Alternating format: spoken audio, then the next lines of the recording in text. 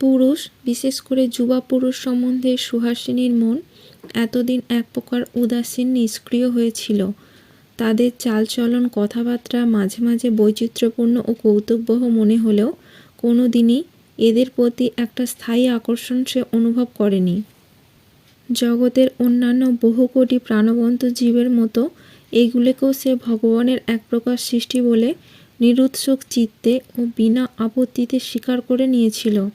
সম্প্রদায় হিসাবে এদের প্রতি বিরাগ বা অনুরাগ কিছুই অন্তরে পোষণ করেনি। অনুপমকেও সে সহজভাবে সরল চিত্তে এই যুবক জাতির পঙ্ক্তিভুক্ত করে নিশ্চিন্ত হয়েছিল।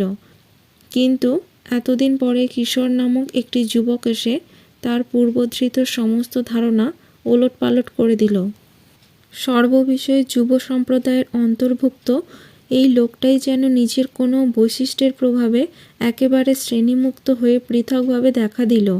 যুবক বটে, তবু যেন সে সাধারণ যুবক নয়।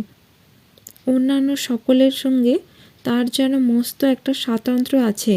সুহাসিনীর কৌমার্যে নির্বিকার যোগনিদ্রা ভেঙে গেল। প্রথমে বিস্মিত, তারপর কৌতূহল এবং সর্বশেষে অদম্য আগ্রহ তার দেহ মনকে অহরহ কিশোরের দিকে দুর্বার শক্তিতে টানতে লাগল। দুটি মানুষের মধ্যে পরিচয়ের একটা অবস্থা আছে, যখন পরস্পর সম্বন্ধে জ্ঞাতব্য বিষয় ও জানবার স্পৃহা দুই নিঃশেষ হয়ে যায়, তখন তাদের মধ্যে সত্যকার সম্বন্ধ স্থাপিত হয়।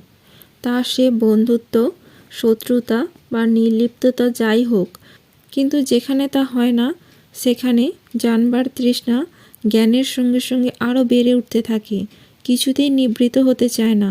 সেখানে জিজ্ঞাসু ব্যক্তিটির মনোভাব নিয়ে সতর্কভাবে অনুসন্ধান করা প্রয়োজন হয়ে পড়ে। কিন্তু জাহাজের দিগদর্শন যন্ত্রের কাঁটার মতো, যার মন সকল কাজে অকাজে পাশের একখানা বাড়ির পানে স্থির নিশ্চল হয়ে আছে, আর একজনের কলেজ যাবার ও সেখান থেকে ফেরবার সময়টাতে যাকে কোনো অদৃশ্য শক্তি ঘাড় ধরে এনে শয়নঘরের জানালার পাশে দাঁড় করিয়ে দেয়, একজনের সহসা শ্রুত কণ্ঠস্বর যার বুকের মুগুরের মতো ঘা মেরে নিঃশ্বাস রোধ করে দেবার উপক্রম করে, এবং প্রভাতে শয্যা ত্যাগের পর এতেই সে উৎকণ্ঠিতা সন্ধ্যার একটি মধুময় প্রহরের জন্য উৎসুক প্রতীক্ষায় উন্মনা হয়ে থাকে, তার স্তত অনুসন্ধান করতে যাওয়া নিতান্তই একটা অনাবশ্যক বাহুল্য বলে মনে হয়। মনের এইরূপ অবস্থার কথা সুহাসিনী কিন্তু কিছুই জানতে পারেনি। নিজের চিত্ত বিশ্লেষণ করবার বয়স তার নয়। অপরূপ অনুভূতির আনন্দে সে বিভোর হয়েছিল। তাই আর কারো চক্ষু দিয়ে সে যদি আজ নিজের মনটা দেখতে পেত, তাহলে বোধহয় সে নিজেই লজ্জায় মরে যেত। বাড়িতে অন্য স্ত্রীলোক বা সমবয়স্ক মেয়ে থাকলেও হয়তো হাসি ঠাট্টার ভিতর দিয়ে নিজের কাছে ধরা পড়ে যেত, কিন্তু সেরূপ কেউ না থাকায় জীবনের এত বড় পরিবর্তনটা তার কাছে অজ্ঞাত রয়ে গেল। সেদিন দুপুরবেলা আহারাদির পর বিনয়বাবু নিজের ঘরে বিশ্রাম করছিলেন। সুহাসিনী একা এই দীর্ঘ অলস বেলাটা কি করে কাটাবে ভাবতে ভাবতে নিজের ঘরের শয্যায় উপর হয়ে শুয়ে একটা বই নিয়ে নাড়াচাড়া করছিল। এমন সময় দরজার বাইরে থেকে ঝির গলায় শুনতে পেল, এই যে মা, এদিকে আসুন, দিদিমণি নিজের ঘরে রয়েছেন। কে আগন্তুক এসেছে দেখবার জন্য সুহাসিনী বই ফেলে উঠে বসতেই পর্দা সরিয়ে বিমলা প্রবেশ করল।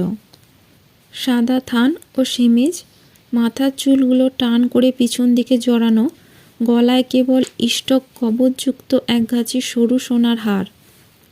তাকে দেখে সুহাসিনী কিছুক্ষণ মুগ্ধের মতো বিস্ফারিত দৃষ্টিতে তাকিয়ে রইল, সম্ভ্রম করতেও ভুলে গেল। তারপর তাড়াতাড়ি উঠে এসে তার হাত ধরে বলল, আসুন, আপনাকে আমি চিনতে পেরেছি, আপনি কিশোরবাবুর বৌদিদি। কথাটা বলতে বলতে পলকের জন্য সুহাসিনীর চোখ দুটো যেভাবে অবনত হয়ে পড়ল, তা বিমলা চক্ষু এড়াল না। সে বলল, আমার বড় অন্যায় হয়ে গেছে, ঢের আগেই আমার আসা উচিত ছিল। কিন্তু আমার দেওরটি তোমাদের ওপর যেরকম উৎপাত আরম্ভ করেছেন, তার সঙ্গে আমিও যদি আবার যোগ দিই, তাহলে আমাদের পাড়া ছেড়ে পালাতে হবে। এ ভয়ে এতদিন আসেনি। হাত ধরে তাকে নিজের বিছানায় বসিয়ে সুহাসিনী মৃদু হাস্যে বলল, এরকম উৎপাত যদি মাঝে মাঝে করেন তবেই আপনাদের পাড়ায় থাকবো, না হলে সত্যিই উঠে যেতে হবে। বিমলা জিজ্ঞাসা করল, পাড়ায় আর কারোর সঙ্গে আলাপ হয়নি বুঝি? না, এসে পর্যন্ত একেবারে একলা পড়ে গেছি। অতঃপর সহজেই আলাপ জমে উঠল, কারণ দুদিকেই ভাব করবার আগ্রহ সমান। সুহাসিনী লক্ষ্য করে দেখল, বিমলা শুধু অসামান্য রূপবতী নয়, অতিশয় সুশিক্ষিত এবং কথাবার্তায় বিশেষ রকমের পরিমার্জিত। তার কথার মধ্যে বুদ্ধির এমন একটা অনাড়ম্বর অথচ সহজ স্বতন্ত্র আছে যে সুহাসিনী বিস্মিত না হয়ে পারল না। ঘণ্টাখানেক গল্প করবার পর তার দৃঢ় ধারণা জন্মালো যে এত সুন্দরী, এরূপ রূপবতী, এমন মধুর প্রকৃতির স্ত্রীলোককে সে আর কখনো দেখেনি। এদের কথাবার্তা খুব সাধারণ গোছেরই হলো। প্রায় সমবয়স্ক দুটো যুবতী একত্র হলে যেরূপ আলাপ সাধারণত হয়ে থাকে, এখানেও তার ব্যতিক্রম হলো না। লেখাপড়ার কথা, সেলাইয়ের কথা, সংসারের কথা, সুহাসিনীর মাতার মৃত্যুর কথা ইত্যাদি নানা প্রকার আলোচনার মধ্যে দিয়ে দুজনেরই দুজনকে এমনভাবে ভালো লেগে গেল যে পাশের ঘরের ঘড়িতে ঢং ঢং করে 2টো বাজতেই বিমলা চমকে উঠে দাঁড়ালো। বলল, আর তো ভাই বসতে পারবো না, ঠাকুরপো আসবার সময় হলো। হ্যাঁ, আজ তো 3টের সময়। এই পর্যন্ত বলেই কে যেন সুহাসিনীর জিভ চেপে ধরল। বিমলা লক্ষ্যই করেনি এমনভাবে বলল, হ্যাঁ, আজ ওকে শেষের একটা ক্লাস নিতে হয় না, 3টের মধ্যেই ফেরেন। আচ্ছা ভাই, আসি তাহলে। আমাদের গল্প শেষ হলো না, আর একদিন হবে। এবার কিন্তু তোমায় যেতে হবে, পাল্টা না দিলে আসবো না, তা বলে দিচ্ছি। কেবলমাত্র একটা আচ্ছা। সুহাসিনী আর কিছু বলতে পারল না। বেফাঁস কথাটা বলে অবধি তার বুক ধড়াস ধড়াস করছিল। নিচে সদরের বারান্দা পর্যন্ত গিয়ে হাসি মুখে ফিরে দাঁড়িয়ে বিমলা বলল, আচ্ছা চললাম, মনে থাকে যেন সুহাস। সুহাসিনী একটু লাল হয়ে একটু ইতস্তত করে জিজ্ঞাসা করল, আমি আপনাকে কি বলে ডাকবো? তার অবনত মুখের পানে চেয়ে বিমলা বলল, তুমি আমাকে দিদি বলে ডেকো। পথে তখন বেশি লোক চলাচল ছিল না। মাথার আঁচলটা একটু টান দিয়ে বিমলা তড়িৎ পদে রাস্তাটুকু পার হয়ে নিজের বাড়িতে গিয়ে ঢুকল। তাকে বিদায় দিয়ে ঘরে ফিরে এসে পুনরায় শয্যার ওপর বসবার উপক্রম করতেই সম্মুখে বড় আয়নায় নিজের প্রতিবিম্বখানা সুহাসিনীর চোখে পড়ল। সেদিকে তাকিয়েই নিজের অজ্ঞাত স্বরে সে একটা নিঃশ্বাস ফেলল। তার মনে হলো, তার মতো কুৎসিত কুরূপা পৃথিবীতে বুঝিয়া দ্বিতীয় নেই। সন্ধ্যার পর নিত্যনৈমিত্তিক বৈঠক বসেছিল। বর্তমানে বিজ্ঞানের ধারা নিয়ে কিশোর ও বিনয়বাবুতে তর্ক এবং গবেষণা চলছিল। অদূরে একখানা চৌকিতে করতলে চিবুক রেখে সুহাসিনী চুপ করে বসে শুনছিল। কিন্তু যত না শুনছিল, একজন তর্কিকের বলিষ্ঠ দেহ, যুক্তিযুক্তপূর্ণ বাক্য, বহুবিস্তৃত জ্ঞান ও নির্মল আত্মকরণের কথা ভাবতে ভাবতে বিভোর তন্ময় হয়ে পড়েছিল। কি একটা তর্কাধীনতার কোনরূপ নিষ্পত্তি ও মতের ঐক্য না হওয়ায় কিশোর হঠাৎ তার দিকে ফিরে জিজ্ঞাসা করল, আপনি কি বলেন? চটকা ভাঙতেই সুহাসিনীর জ্ঞান হলো যে সে এতক্ষণ আত্মবিস্মিত হয়ে কিশোরের মুখের পানে তাকিয়ে বসেছিল, একটা কথাও শুনতে পায়নি। লজ্জা ঢাকবার জন্য তাড়াতাড়ি ঘাটটা অন্যদিকে ফিরিয়ে সে বলল, আপনাদের কি তর্ক আমি তা বুঝতে পারছি না। কেন বুঝতে পারছেন না? কিশোর চেয়ারের মুখ তার দিকে ফিরিয়ে বলল, এ তো খুব সহজ কথা। উনি বলছেন বলে আলোচ্য বিষয়টা আবার বিশদ করে বিবৃত করতে যাবে এমন সময় দরজার কাছে একটা গাড়ি থামার শব্দ শোনা গেল এবং অনতিকাল পরে অনুপমের মা হেমাঙ্গিনী দেবী প্রবেশ করলেন। কুঁচিয়ে পরা গরদের শাড়ি, গায়ে অনুরূপ ব্লাউজ এবং পায়ে বনাতে চটি জুতা পরে হেমাঙ্গিনী শুধু বিধবার আচার ও আধুনিক সৃষ্ট সমাজের সভ্যতা এই দুইয়ের মধ্যে একটা রফা করে নিয়েছিলেন। তিনি আসতেই সকলে সসম্ভ্রমে উঠে দাঁড়ালেন। সুহাসিনী কাছে এসে প্রণাম করল। তিনি তাকে একটা লৌকিক চুম্বন দিয়ে বললেন, ওর নাকি আবার শরীর খারাপ হয়েছে। বলে ইঙ্গিতে বিনয়বাবুকে দেখালেন। সুহাসিনী বিস্মিত হয়ে বলল, কই না, বাবা তো বেশ ভালোই আছেন। বিনয়বাবু সে কথার সমর্থন করে বললেন, এখানে এসে অবধি হাঁপানিটা আর জাগায়নি। স্বস্তির নিঃশ্বাস ফেলে একটা চেয়ারে বসে হেমাঙ্গিনী বললেন, তবু ভালো। কে যেন বলল, তাই শুনে পর্যন্ত মনটা ছটফট করছিল। নানান কাজে আসতে পারিনি, আজ আর থাকতে পারলাম না। ভাবলাম একবারটি গিয়ে দেখে আসি। কচি মেয়েটা একলা না জেনে কতটা কষ্ট পাচ্ছে। আর তো সুজাতা নেই বলে তিনি একটা দীর্ঘ নিঃশ্বাস ত্যাগ করলেন। সুজাতা সুহাসিনীর মায়ের নাম।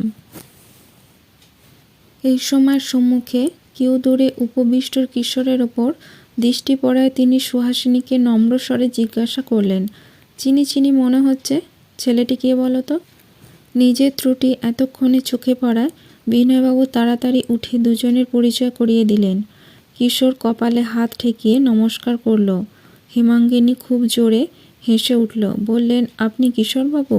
সেদিন রাতে মিছিমিছি কি ভয়টাই আমরা পেয়েছিলাম। অনুপমের মুখে আপনার সব কথা শুনেছি, বড় খুশি হলাম। কিশোর বিনতভাবে চুপ করে রইল, কিন্তু তার মনটা হঠাৎ কেমন খারাপ হয়ে গেল। প্রথম দর্শনই কারো সম্বন্ধে কোনো প্রকার ধারণা করে নেওয়া অনুচিত, কিন্তু এই স্ত্রীলোকটির গোঁফ কামানো পুরুষের মতো মুখে উগ্র হাসি তার আদৌ ভালো লাগলো না।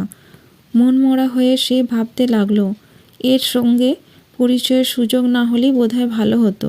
বিনয়বাবু কিন্তু হাঁপ ছেড়ে আবার প্রফুল্ল হয়ে উঠলেন। বস্তুত হেমাঙ্গিনীকে সহসা আবির্ভূত হতে দেখে তিনি অতিমাত্রায় উৎকণ্ঠিত হয়ে উঠেছিলেন। সেই যে অনুপম বিবাহের প্রস্তাব করে চলে গিয়েছিল, তারপর আর আসেনি। বিনয়বাবু চিঠি লিখে তাকে সুহাসিনীর অমত জানিয়ে দিয়েছিলেন। তারপরও কয়েকদিন গত হয়েছে, কিন্তু ওদিক থেকে কোনো সাড়া শব্দ পাওয়া যায়নি। তাই আজ হেমাঙ্গিনীকে দর্শন মাত্র তার মনে একটা অনির্দিষ্ট আতঙ্কের সঞ্চার হয়েছিল। স্বর্গাগত স্ত্রীর এই বান্ধবীটিকে তিনি মনে মনে ভয় করতেন, কিন্তু যখন দেখলেন যে হেমাঙ্গিনী বেশ সহজভাবে হাসি মুখে কথা কইছেন, তখন তার স্বাভাবিক প্রফুল্লতা আবার ফিরে এসেছিল। সাধারণভাবে আবার কথাবার্তা আরম্ভ হলো। শুধু সুহাসিনী তাতে যোগ দিতে পারল না। আস্তে আস্তে সরে গিয়ে কোণের একটা চৌকিতে মৌন হয়ে বসে রইল। ক্রমশ দেখা গেল যে বিনয়বাবু কখনো অলক্ষ্যে আলাপ আলোচনার মধ্য থেকে বাদ পড়ে গেছেন। শুধু কিশোর আর হেমাঙ্গিনীর কথা চলছে। অর্থাৎ হেমাঙ্গিনী ঘুরিয়ে ফিরিয়ে নানা প্রকার প্রশ্ন করছেন এবং কিশোর তার উত্তর দিচ্ছে। হেমাঙ্গিনীর ভাবভঙ্গি দেখে অনুমান হতে লাগলো যে এই প্রিয় দর্শন ছেলেটিকে দেখা মাত্র তার মাতৃহৃদয়ের বহুকাল সঞ্চিত স্নেহ আকস্মাৎ প্রচণ্ড বেগে উথলে উঠেছে। তাই আজ তার নারী নক্ষত্র না জেনে তিনি ক্ষান্ত হবেন না। মা নেই, আহা মরে যাই। মুখখানিকে নিরতিশয় করুণ ও ব্যথিত করে বললেন, যার মা নেই তার কেউ নেই। মা মরা ছেলে দেখলেই আমার বুকের ভেতরটা কেমন করতে থাকে। তা তোমার বাবা আবার সংসার করছেন বুঝি? ঘাড় নেড়ে কিশোর জানালো, হ্যাঁ। বিজ্ঞভাবে শীর্ষঞ্চারণ করে হেমাঙ্গিনী বললেন, তাই? ও তো জানা কথা। দোজপক্ষে বিয়ে করলে আগের পক্ষের ছেলে মেয়ে পর হয়ে যায়। এ আমি ঢের দেখেছি। এ তো নতুন কিছু নয় বাবা। তোমার সৎমার আবার ছেলেপুলে হয়েছে তো? তোমার সৎমার আবার ছেলেপুলে হয়েছে তো? কিশোর বলল, হ্যাঁ। কিন্তু আমি বাবার পর হয়ে গেছি, এ কথা আপনি মনে করছেন কেন? হয় বাবা, অনেক দেখেছি, জানি কি না। আর তাই যদি না হবে, তুমি এখানে একলাটি বাসা নিয়ে রয়েছ, তিনি কি তোমার কাছে এসে থাকতে চাইতেন না? কিশোর বলল, ও অঞ্চলে আমাদের কিছু জমিদারি আছে, তাই দেখতে শুনতে হয় বলে তিনি এখানে থাকতে পারেন না। তাছাড়া বিস্ময়ে চোখ তুলে হেমাঙ্গিনী বললেন, জমিদারি আছে? তবে তোমার চাকরি করবার কি দরকার? এ প্রশ্নের জবাব দেওয়া কঠিন। শুধু টাকার লোভে যে সকল মানুষ কাজ করে না, কর্মের প্রতি নিঃস্বার্থ অনুরাগও যে সম্ভব, এ কথা একে বোঝাবার চেষ্টা পণ্ডশ্রম মাত্র। উপরন্তু এই নাছোড়বান্দা জেরায় সে পরিশ্রান্ত হয়ে পড়েছিল। তাই প্রসঙ্গটাকে শেষ করে ফেলবার উদ্দেশ্যে বলল, আমার ভালো লাগে তাই কাজ করি। তাছাড়া আমি তো একলা থাকি না, আমার বৌদিদি থাকেন। বলে ফেলেই কিশোর ত্রস্ত হয়ে উঠল। এই নতুন সূত্র ধরে যে আর এক প্রস্ত জেরা আরম্ভ হবে তা বুঝতে পেরে সে তাড়াতাড়ি বিনয়বাবুর দিকে ফিরে কি একটা অন্য কথা বলতে গেল, কিন্তু তাকে সে অবসর না দিয়ে হেমাঙ্গিনী পুনশ্চ বলল, বৌদিদি, কিন্তু তুমি যে বললে তোমার বড় ভাই কেউ নেই, তা তোমার দাদাও কি তোমার সঙ্গেই থাকেন? বিরক্তি চেপে কিশোর বলল, না, আমার বৌদি বিধবা। বিধবা? কিছুক্ষণ নির্বাক থেকে যেন কি চিন্তা করতে করতে বললেন, সেই কথাই তো বলছিলাম, তুমি ছেলে মানুষ, একলা থাকো, শুধু বামুন চাকরের ওপর কি নির্ভর করা চলে? একজন গিন্নিবানু মেয়ে মানুষ বাড়িতে থাকা চাই, তার হাতেই বুঝি সংসার। তা তার ছেলেপুলে নেই বুঝি? কত বয়স হবে? প্রশ্নগুলো যে নিঃস্বার্থ কৌতূহল প্রণোদিত নয় এ সন্দেহ কিশোরের অন্তরে উঁকি মারছিল। এবার সে একেবারে অধৈর্য হয়ে পড়ল। বলল, আমাকে মাফ করবেন, কিন্তু সারাক্ষণ নিজের সম্বন্ধে আলোচনা করতে আমি বড় লজ্জা পাচ্ছি। আপনারাও নিশ্চয়ই মনে মনে অতিষ্ঠ হয়ে উঠেছেন। হেমাঙ্গিনী বললেন, না বাবা, তোমার কথায় আমি বড় আনন্দ পাচ্ছি, সে আমার সৌভাগ্য। কিন্তু এরা তো ক্লান্ত বোধ করতে পারেন। বলে ঘরের বাকি দুজন লোককে নির্দেশ করল। কিশোরের দিকে একটা মর্মভেদী তীক্ষ্ণ দৃষ্টি নিক্ষেপ করে হেমাঙ্গিনী আর কিছু বললেন না। আজ তিনি এ বাড়ির আবহাওয়া বুঝতে এসেছিলেন, কিন্তু বিশেষ করে পুত্রের প্রতিদ্বন্দ্বী এই যুবকটিকে ভালো করে পরীক্ষা করা ছিলই তার মুখ্য উদ্দেশ্য। অনুপম সে রাত্রের ঘটনা প্রথমে মায়ের কাছে গোপন করেছিল। কাজটা যে ঠিক হয়নি করে ফেলবার পরই সে বুঝেছিল। তারপর যখন বিনয়বাবুর চিঠি গেল তখন আর কোনো কথাই চেপে রাখল না। অনিচ্ছুক পুত্রের নিকট থেকে খুঁটিনাটি সমস্ত জেনে নিয়ে হেমাঙ্গিনী বিরক্ত হয়ে বললেন, তুই যেমন বোকা তেমনি বেহায়া। নিজের মুখে মেয়ের বাবার কাছে গিয়ে বিয়ের কথা তুলতে তোর লজ্জা হলো না? ভাগ্যি সুজাতা বেঁচে নেই, না হলে আমার আজ মাথা কাটা যেত। এই সব কথা এই লোকটার ব্যাপারে এতদিন আমাকে বলিসনি কেন? বিনয়বাবুর বেশ টাকা কড়ি আছে, এ কথা চেনা পরিচিত সকলেই জানত। তিনি বৃদ্ধ হয়েছেন এবং সুহাসিনী তার একমাত্র সন্তান। এই তিনটি তত্ত্বের যা অনিবার্য যোগফল তা নিতান্ত গণ্ডমূর্খ ছাড়া কারো অবদিত থাকবার কথা নয়। সুতরাং রঙের ওপর রসনার মতো সুহাসিনীর সঙ্গে অনুপমের বিবাহ যে হেমাঙ্গিনীর একান্ত অভিপ্রায় ছিল তা লিখে প্রকাশ না করলেও কোনো ক্ষতি ছিল না। 3-4 দিন ধরে সমস্যাটিকে চতুর্দিক থেকে ভালো করে বিবেচনা করবার পর তিনি নিজে অকুস্থলে পরিদর্শনের জন্য আসলেন, কিন্তু অনুপমের প্রস্তাব ও প্রত্যাখ্যান সম্বন্ধে যে ঘুণাক্ষরেও কিছু জানেন তার আভাস মাত্র দিলেন না। কথায় কথায় আরও কিছুকাল কাটল। আজকের সন্ধ্যাটা ব্যর্থ হলো। এইরূপ মনোভাব নিয়ে কিশোর প্রস্থান করবার পর হেমাঙ্গিনী দ্বারের দিকে তাকিয়ে থেকে যেন নিজের মনেই বললেন, ছেলেটি বেশ, কিন্তু বাপের সঙ্গে বনে না, ভিতরে কিছু কথা আছে। কিছু কুণ্ঠিতভাবে বিনয়বাবু বললেন, বনে না? তেমন কথা তো কিছু বলল না। হেমাঙ্গিনী বললেন, বাইরের লোকের কাছে কি সে কথা বলতে পারে? কিন্তু আমি বলে দিলাম, দেখে নিও ভিতরে কোনো কথা আছে। বলে সুহাসিনীর দিকে তাকিয়ে গম্ভীরভাবে ঘাড় নাড়লেন। এই রূপে ভদ্রভাবে কিশোরের যতটা অনিষ্ট করা যেতে পারে তা করে পিতার স্বাস্থ্য সম্বন্ধে সুহাসিনীকে খুব সাবধান করে দিয়ে এবং শীঘ্রই আবার আসবেন এই আশ্বাস প্রদান করে তিনি গাড়ি চড়ে প্রস্থান করলেন। সুহাসিনীর মনের অবস্থা যে ঠিক কোথায় এসে দাঁড়িয়েছে এবং তার হৃদয় নিয়ে প্রতিদ্বন্দ্বিতায় কিশোর যে কিরূপ গুরুতর প্রতিপক্ষ তা তার মতো শানিত বুদ্ধিশালিনী রমণীর আন্দাজ করতে বিলম্ব হলো না। তাই গাড়ির মধ্যে খাড়া বসে ভ্রু কুঞ্চিত করে ভাবতে ভাবতে তিনি বাড়ি গিয়ে পৌঁছালেন।